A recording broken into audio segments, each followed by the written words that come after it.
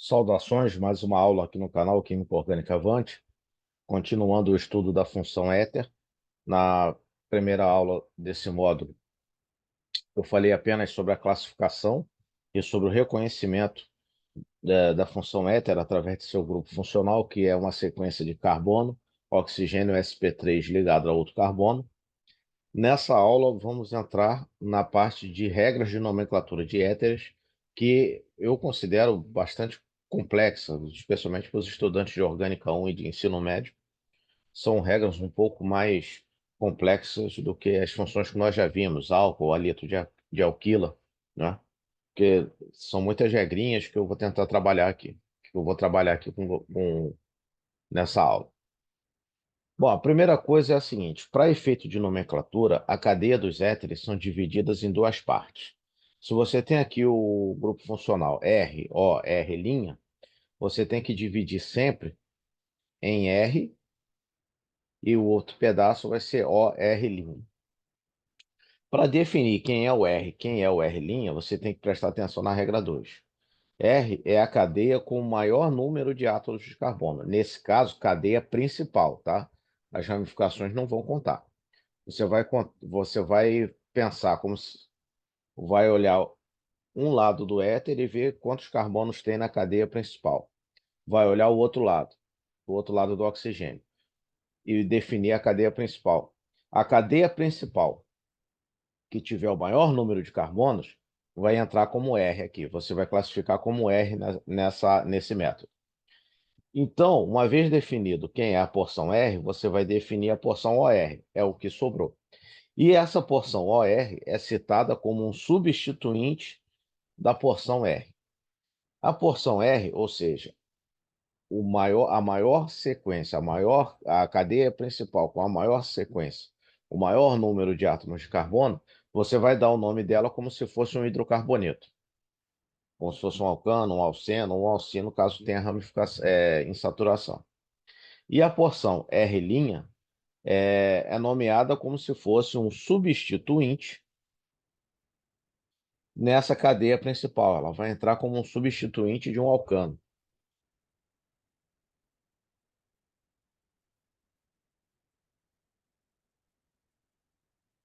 Ela vai entrar como um substituinte desse alcano. Acrescentado a terminação oxi, que é para fazer referência ao oxigênio. Para efeito de ramificação, a numeração sempre inicia-se a partir do átomo de oxigênio. Então, você vai sempre contar na hora de posicionar as ramificações, contando do oxigênio, seja para a direita, seja como para a esquerda. A numeração sempre começa do átomo de oxigênio. Então, vamos aplicar essas regras nas estruturas mais simples, que são aquelas que você não precisa definir quem é R nem R', porque a sequência os dois lados têm o mesmo número de carbonos. Então, por exemplo, no éter mais simples que existe, que é esse aqui, carbono, oxigênio, carbono, eu tenho de um lado um carbono, do outro lado um carbono. Então, não tem que definir quem é R nem quem é R'. Bom, você vai nomear a cadeia principal como se fosse um alcano, no caso aqui só tem um carbono, então vai ser um metano, e a outra porção vai entrar como substituinte. Metóx, por que met? Porque o lado que está ligado, o lado OR' tem um carbono também, e o oxigênio entra nessa parte, então vai ser o metóx, metano. No caso aqui vai ser o etox, etano. E esse aqui vai ser o pentox, pentano. 1, 2, 3, 4, 5. 1, 2, 3, 4, 5. Ou seja, vai ser o pentox, porque tem 5 carbonos. Pentano, porque a cadeia principal tem 5 carbonos. Agora, nos casos em que é necessário definir a porção R e a porção O, R'. Nesses casos aqui fica bastante fácil, porque já é bem evidente. Desse lado eu tenho um carbono, desse daqui eu tenho 1, 2, 3, 4, 5, 6, 7, 8. Tenho 8. Então, pronto. Esse lado vai ser o OR' e esse aqui vai ser a cadeia principal. Então, a cadeia principal você vai dar o nome como se fosse um hidrocarboneto. Um hidrocarboneto linear de 8 carbonos é o octano. Metoxi, octano. Alguns livros, e até pela regra da IUPAC, manda você colocar um metoxioctano. Por quê? Vai fazer referência ao fato de que o grupo metóxi desse éter está ligado ao carbono 1 da sequência do octano, tá? Porém, esse 1 às vezes fica subentendido. Então, aqui eu vou dar alguns exemplos, não mostrando um, mas e mostrando um, tá? Mas pela regra você tem que mostrar um. Entretanto, esse um acaba sempre ficando batido por força do hábito. Quando não escreve um, é porque está no carbono 1 mesmo. Esse lado aqui agora. Desse lado eu tenho 2 carbonos e desse eu tenho 4 carbonos. Então, esse lado aqui vai ser indicado como substituinte. Hidrocarboneto linear de 4 carbonos. Butano.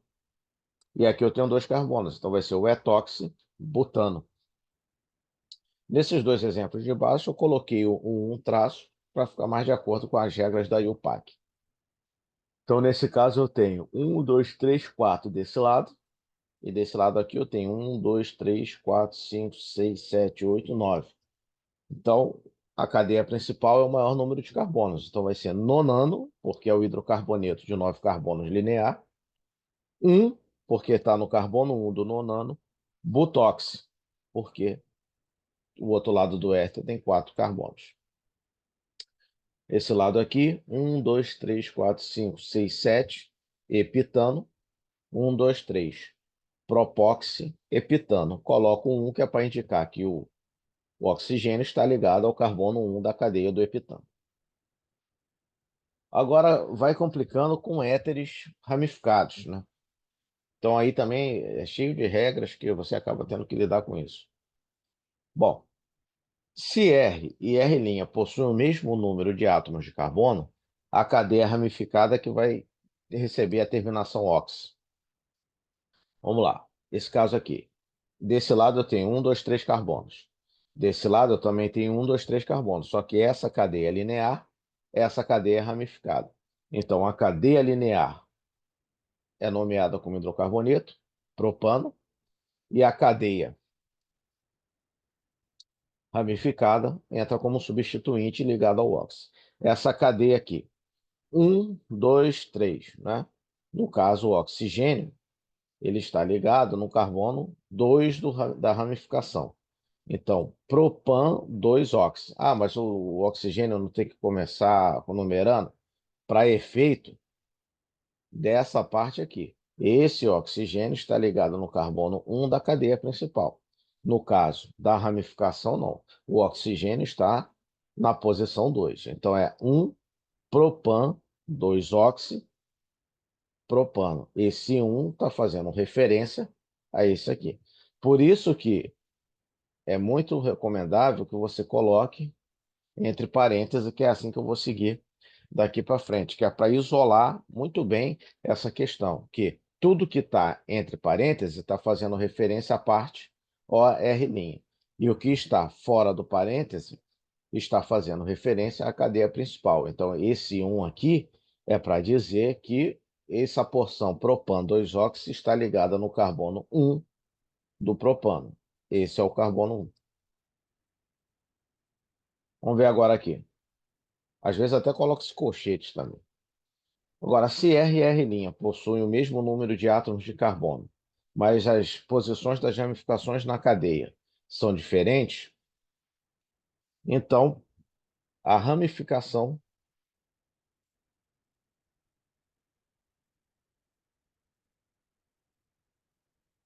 a ramificação de maior número recebe a terminação ox. E o termo ox indicado entre parênteses, e nesse caso aqui vai precisar do colchete, que é para porque a cadeia também é ramificada. Então vamos lá. As duas cadeias são ramificadas, certo? Aí você vai definir a primeira coisa. Quem é R, quem é R'. Nesse caso aqui não vai dar para desempatar, porque 1, 2, 3, 4, 5. 1, 2, 3, 4, 5. Ou seja, os dois lados vão ter uma cadeia ramificada. Desculpa, vão ter tá certo. Desculpa. Vão ter uma cadeia ramificada, sendo que a cadeia principal tem 5 carbonos. Ok? Então vai ser pentano. O nome vai terminar com pentano. Só que o que que elas são diferentes? Desse lado aqui, onde está a ramificação? Lembrando que tem que começar do oxigênio. Um, dois, três, quatro. Vai ser 4 metil. Do outro lado, um, dois, três. Vai ser 3 metil. Então, a ramificação, a cadeia que tem a ramificação com a maior numeração, vai entrar como substituinte e receber a terminação ox.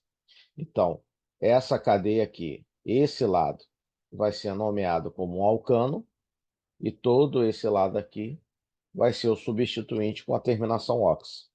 Então, como é que fica primeiro essa parte interna aqui? Vai ficar 4-metil pentox.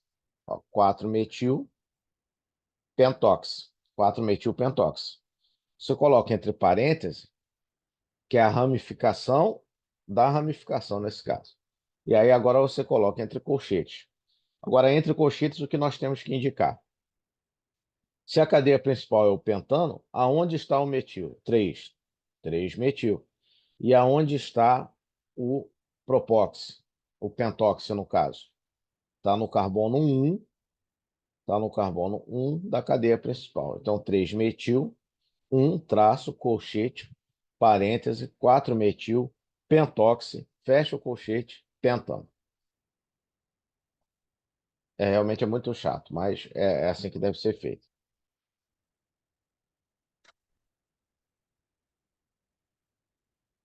Vamos lá. E agora, éteres com uma cadeia ramificada e a outra que não é ramificada. Vamos dar mais alguns exemplos. Só que agora com números diferentes de átomo de carbono. A maior cadeia sempre vai ser a principal, independente dela ser ramificada ou não, independente da posição da ramificação. Quando tem uma cadeia ramificada em uma cadeia não ramificada, o que vai definir vai ser o tamanho da cadeia, e não se é ramificado ou não, ou posição de ramificação.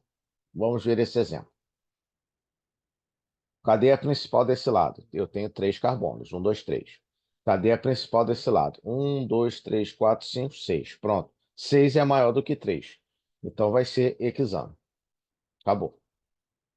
Então agora vamos nomear esse pedaço aqui agora que vai entrar como ramificação. 1, 2, 3. Sendo que no carbono 2 eu tenho um metil. Então 2-metil, 2-metil, propóxi, que é uma ramificação de 3 carbonos, hexano. Esse 1 faz referência aqui. 1,2-metil propóxi, hexano. Esse 1 faz referência ao fato de que o grupo propóxi, né, 2-metil propóxi, está no carbono 1 do hexano. Agora vamos olhar esse lado. 1, 2, 3, 4, 5. 1, 2, 3, 4, 5, 6. 6 é maior do que 5. Então, e essa vai ser a cadeia principal. Não importa se essa é ramificada e a outra não é. Então, como é que vai ficar o nome desse alcano aqui? 1, 2. 2-metil, hexano. O propóxi está em que carbono? O propóxi ele está em que carbono da cadeia principal?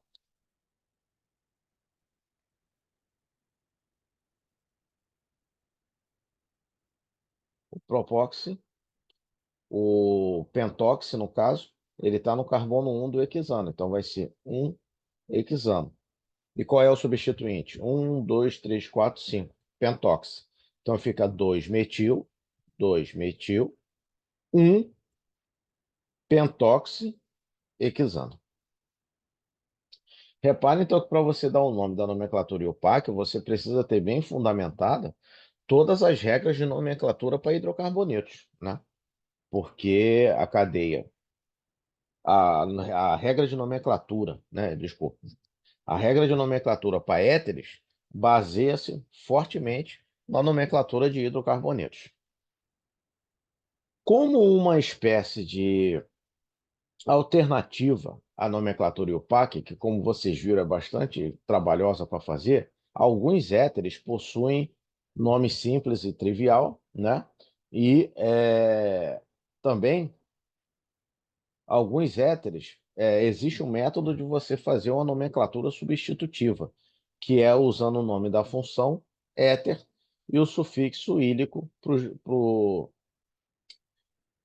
lado da cadeia principal. Então, por exemplo, esse éter aqui, que é o metoximetano, ele é muito mais conhecido como éter dimetílico. E aí o PAC aceita essa nomenclatura. O éter, o etoxietano é conhecido como éter dietílico ou simplesmente éter, porque esse foi o primeiro composto dessa família. Ele foi descoberto ainda virada do século XVIII para o XIX, né? Foi descoberto que ele era um produto muito volátil e que tinha propriedades anestésicas e entorpecentes, ou seja, o éter dietílico foi meio que o primeiro anestésico utilizado para a realização de cirurgias, né? Especialmente em medicina de guerra, para extração de balas e amputação de membros, que era o é, extração de projéteis e amputação de membros, que eram os principais ferimentos que aconteciam em campos de batalha no século XIX e século XVIII, XIX, por aí. Então, o éter foi descoberto nessa época. E esse produto, o éter dietílico, ele recebeu esse nome éter por conta de ser muito volátil, fazendo alusão a um conceito grego que o éter seria uma quintessência, a substância que preencheria o espaço, enfim.